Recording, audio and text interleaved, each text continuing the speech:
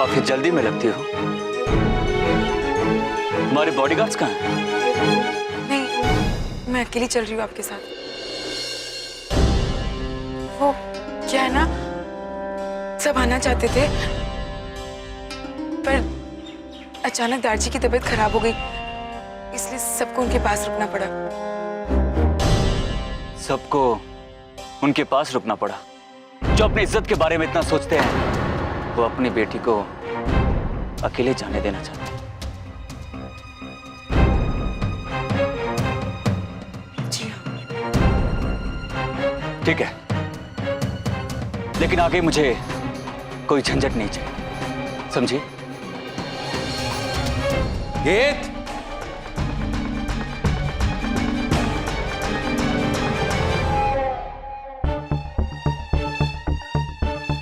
Invitation देना पड़ेगा।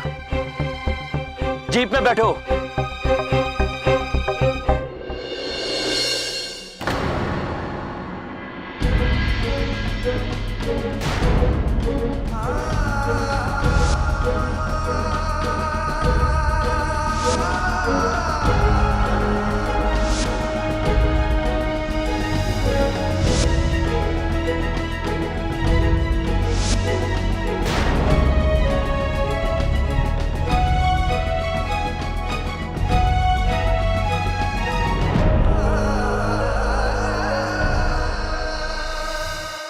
ये क्या बेवकूफी है रज्जी, जिसने मेरी चन्नी को मारा और जो मेरे पीछे पड़ा है मुझे मारने के लिए, तुम मुझे उसी घर ले आई हो। गुरविंदर जी, आप बिल्कुल घबराइए मत।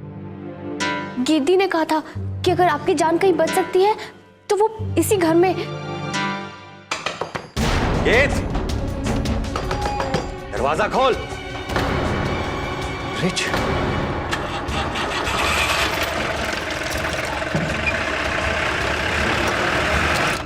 गीत,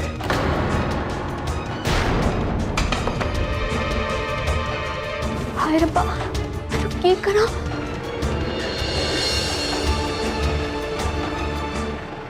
पापा जी, सब आपके हाथ में। घर पे रज्जी को मुसीबत से बचा लो और यहाँ देव को थोड़ी सी समझ दे दो कि वो मेरी बात मान जाए। बात सब ठीक कर दो पापा जी, सब ठीक कर दो।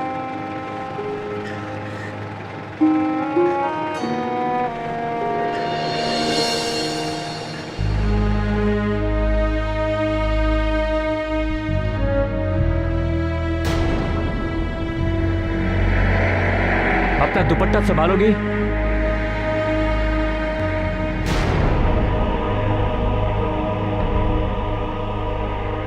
सॉरी। मुझसे माफी मांगना शुरू करोगी तो तुम्हारी लिस्ट तो कभी खत्म ही नहीं होगी।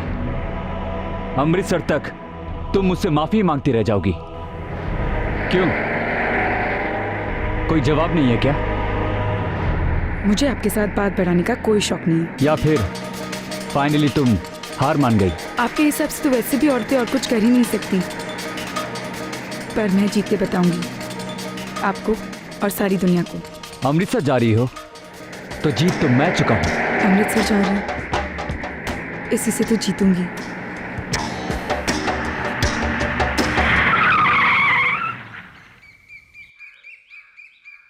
कहीं ये रजिस्ट्री बहाना तो नहीं? ये परेशान दिखना, घर से अकेले निकलना, कहीं तुम घर से भाग के तो नहीं निकली हो? आपको आपके काम से मतलब होना चाहिए, जो कि हो रहा है। या फिर आपको इसमें भी कोई प्रॉब्लम है? प्रॉब्लम तो मुझे केवल झूठ से है। मैंने आपको जमीन के बारे में कोई झूठ नहीं बोला। मैं आपके रजिस्ट्री पेपर साइन करने के लिए तैयार हूँ। इसके अलावा मैं क्या करती हूँ क्या नहीं करती वो आपको जानने की कोई जरूरत नहीं। मुझे गलती से भी धोखा मत देना, क्योंकि मैं माफी देना नहीं जानता। गीत, दरवाजा खोल।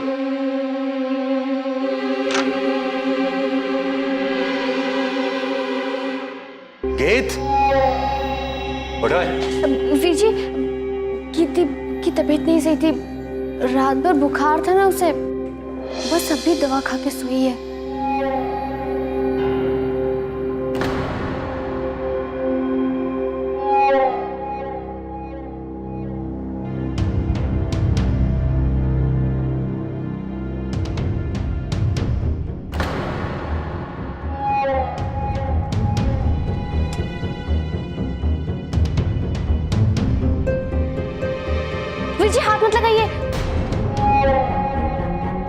कीर्ति ने अभी दवाई खाई है ना, तो नींद आई होगी उसे, नींद खुल जाएगी उसकी।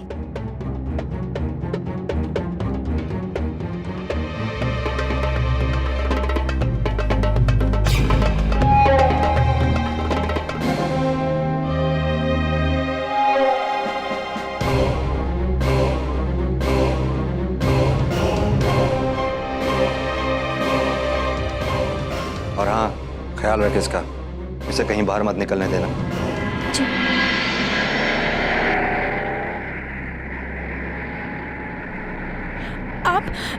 आप इतना तेज क्यों चला रहे हैं? गाड़ी धीरे कीजिए। क्यों? पहले तुमने कहा था ना कि जल्दी चलिए। जल्दी चलने से काम जल्दी हो जाएगा।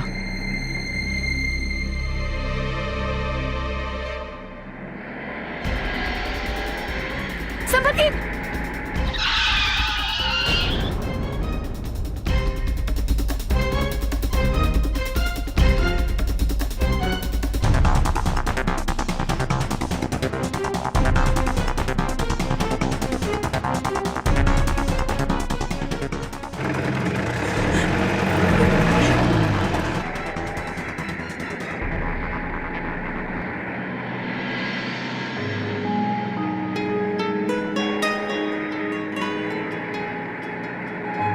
क्या कर रही हो तुम? ये लीजिए, रुमाल लीजिए। गाड़ी रोकिए। जीप रोकिए, नहीं तो मैं।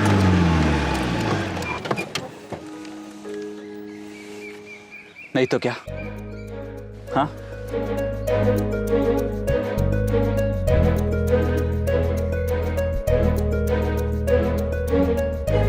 क्या कर रही हो तुम?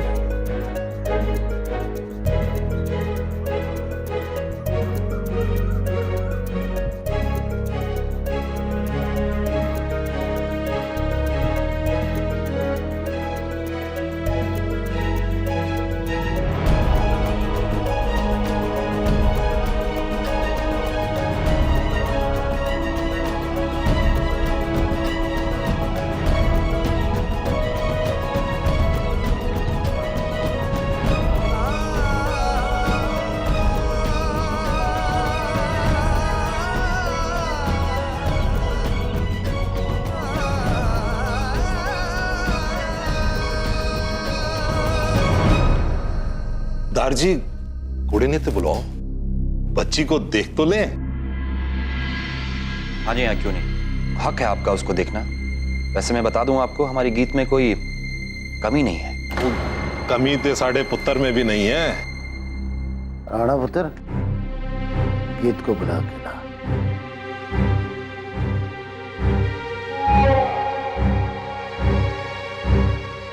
मैंने कहा गीत को बुला के ला पुत्र।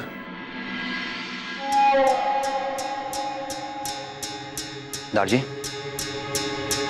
चाची जी बड़ी हैं घर की, वो तकलीफ क्यों करेंगी? मैं बुला के लाता हूँ।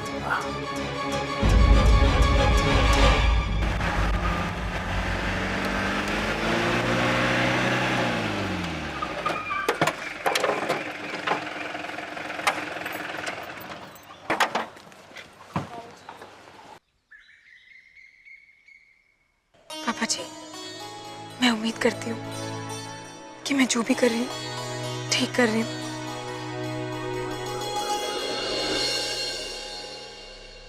किसी भी तरह मुझे इससे पीछा छुड़ाना होगा ताकि मैं देव को जाकर मिल सकूं।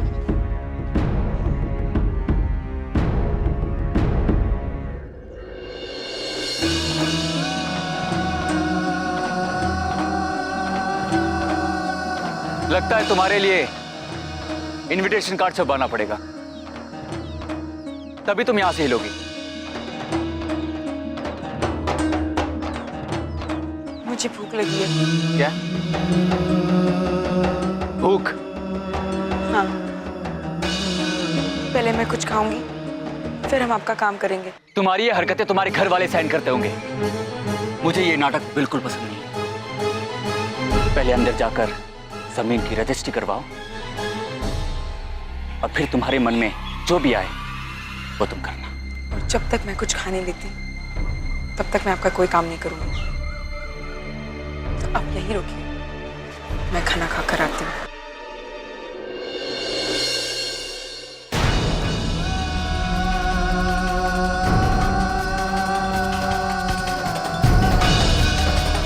तुम वही करोगी जो मैं कहूँ। चलो। मेरा हाथ छोड़िए। मैंने आपको पहले भी कहा है, आपको मुझे छूने का कोई हक नहीं। मुझे कोई शौक नहीं है तुम्हारा हाथ पकड़ने का। तुम्हारी जैसी हजारों लड़कियां मेरे करीब से निकल जाती हैं और मैं उन्हें देखता तक नहीं। चलो चलो।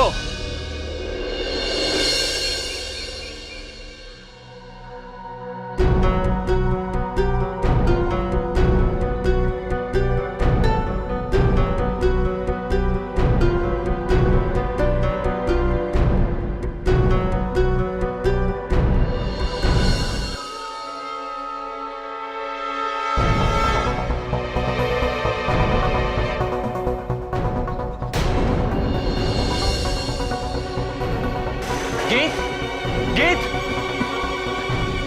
गीत गीत वीर जी, उठ।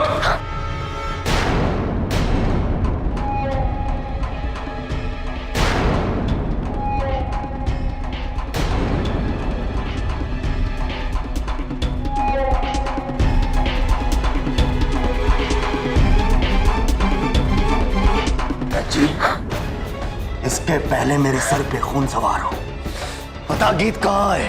अब बोल आए। मुझे नहीं पता वीर जी। तू इसे नहीं बताएगी। खून? रज्जी, ये खून कहाँ से आया?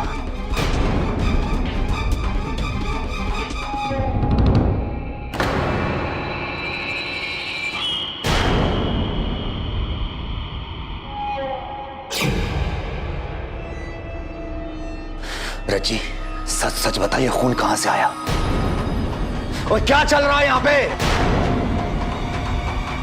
मुझे नहीं पता वीर जी।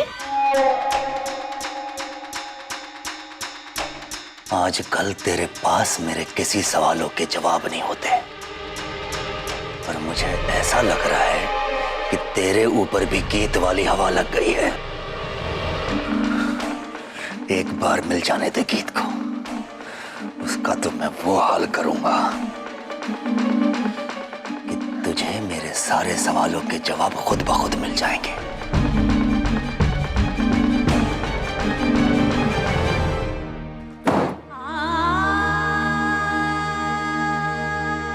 कीर्ति, तू तू जल्दी वापस आ जा।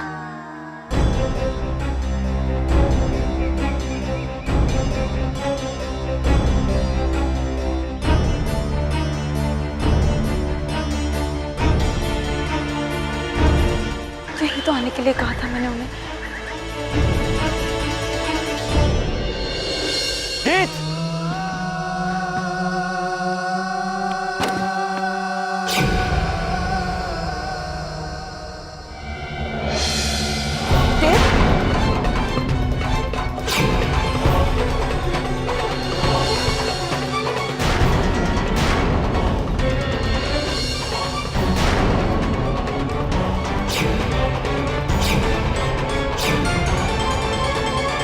भाभी, आप? देव जी, मेरा मतलब है कि देव कहाँ है? भाभी मत कहिए, हम आपकी भाभी नहीं। देव, देव हमारे देवर नहीं है।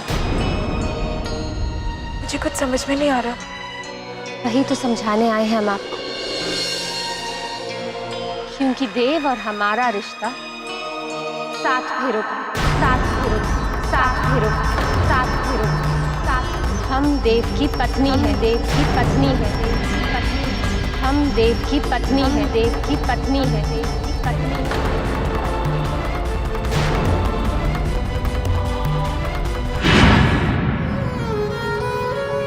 ऐसे कैसे हो सकता है? मैं देव जी की पत्नी हूँ। मेरी उनसे शादी हुई है। वो शादी झूठी थी। वो शादी झूठी थी। वो शादी झूठी थी। शादी का ढोंग था। शादी का ढोंग।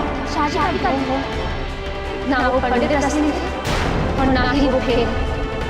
झूठी शादी थी। झूठी शादी थी। झूठी शादी थी। वो मंगलसूत्र, वो सिंदूर, वो 7 फेरे। हिंदू मैरिज एक्ट के हिसाब से एक शादीशुदा आदमी दोबारा शादी नहीं कर सकता। इसलिए कानून की नजर में आपकी वो शादी गैर कानूनी है।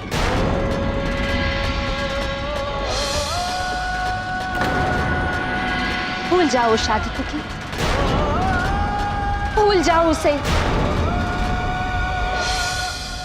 भूल जाओ? ऐसे कैसे भूल जाओ?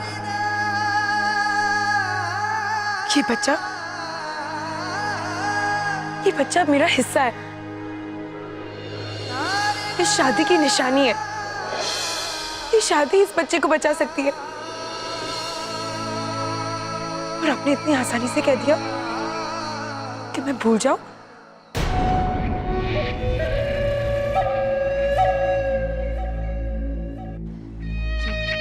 हम समझ सकते हैं कि आप पर क्या बीत रहे हैं, लेकिन हमारी बात मानिए।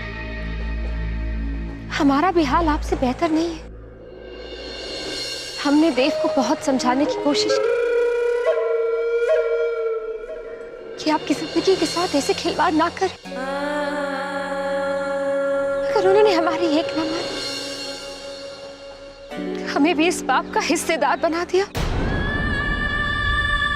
जब भी हमने आवाज उठाने की कोशिश की तो हमें मारकर चुप करवा दिया।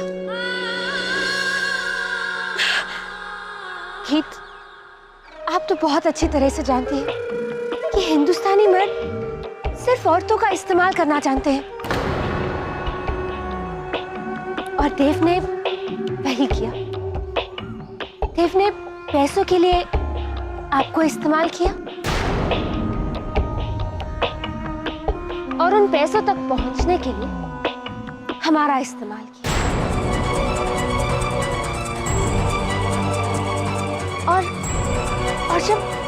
जब देव को पता चला कि आप उनके बच्चे की मां बनने वाली हैं, तब भी वो यहाँ नहीं आए। उन्होंने हमें यहाँ भेज दिया, ये कहकर कि कुछ भी करके आपका अबॉर्शन करवा दे। आपका ये बच्चा गिरवा दे।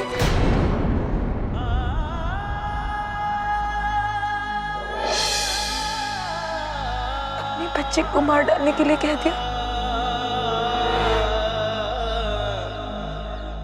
और आप वो करने भी आ गए। हम दोनों देव के हाथों की कठपुतलियां हैं। अगर हम देव की बात नहीं मानेंगे तो क्या करेंगे? आपको ये बच्चा गिराना पड़ेगा। देव की बात हमें माननी होगी। आपको अबॉर्शन करवाना ही होगा गीत। आपको अबॉर्शन करवाना होगा गीत। आपको अबॉर्शन करवाना होगा गीत।